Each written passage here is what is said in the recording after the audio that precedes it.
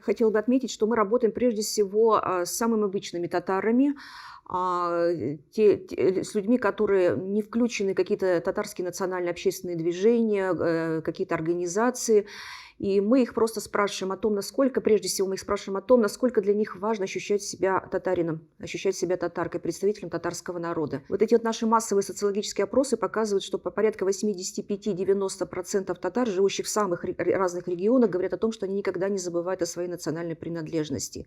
И этот показатель, подчеркиваю, одинаковый во всех субъектах, которые мы обследовали. А второй вопрос, который мы задаем в наших анкетах, это через что вы чувствуете свою татарскость, на основании чего вы ощущаете себя представителем татарского народа.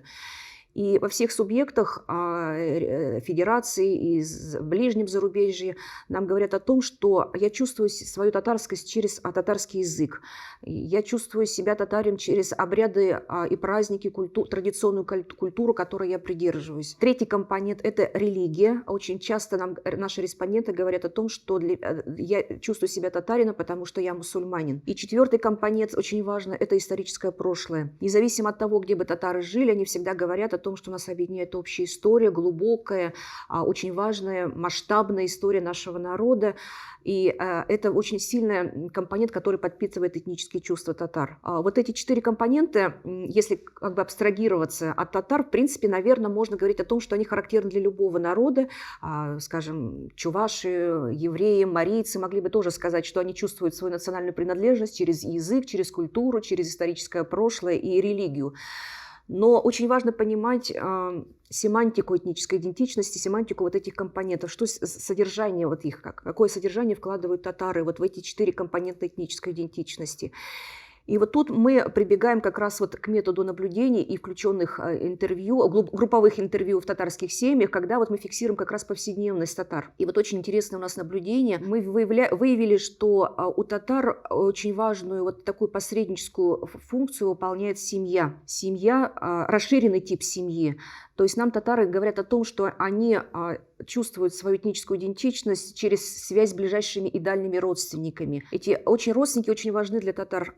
Они прибегают к родственным связям при решении самых разных проблем, при решении повседневных проблем, связанных со строительством дома, с обработкой приусадебного участка. Нам часто говорят о том, что для того, чтобы выкопать картошку, к нам осенью обязательно приезжают наши родственники из города. То есть обязательно помогают, все участвуют, все родственники участвуют в поддержании вот этого приусадебного участка. Нам часто рассказывают о том, что решение о том, где будет учиться ребенок и где будет работать ребенок, принимается на семейном совете. То есть все садятся, и не только мамы с папой, но садятся бабушки, дедушки, дяди, тети, двоюродные братья, сестры.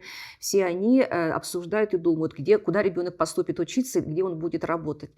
То есть вот у татар такой особый тип семьи, и который очень сильно влияет вот на конструирование их жизненного мира, как мы говорим, социологи. И за счет вот этой семьи воспроизводятся вот эти вот компоненты этнической идентичности. Обряды и праздники обязательно проводятся большой семьей, накрывается большой стол, обязательно приглашаются все родственники. И это считается обязательным и нормальным явлением. Скажем, если какие-то похороны, обязательно приезжают тоже родственники из разных регионов. Если проводится сабантуй в деревне, то обязательно из города приезжают тоже родственники. Ну, то есть это очень важный такой вот институт, который влияет на сохранение этнической идентичности, который мы не наблюдаем, роль которого мы не наблюдаем среди других народов.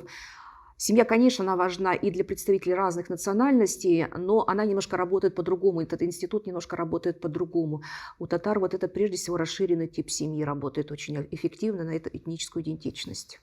Вы знаете, вот надо, во-первых, понимать, что татары – один из самых урбанизированных народов нашей страны. В Татарстане лишь треть татар проживает в сельской местности, 70% живут в городах, в среде, в которой, в общем-то, теряется этнокультурная специфика в основном.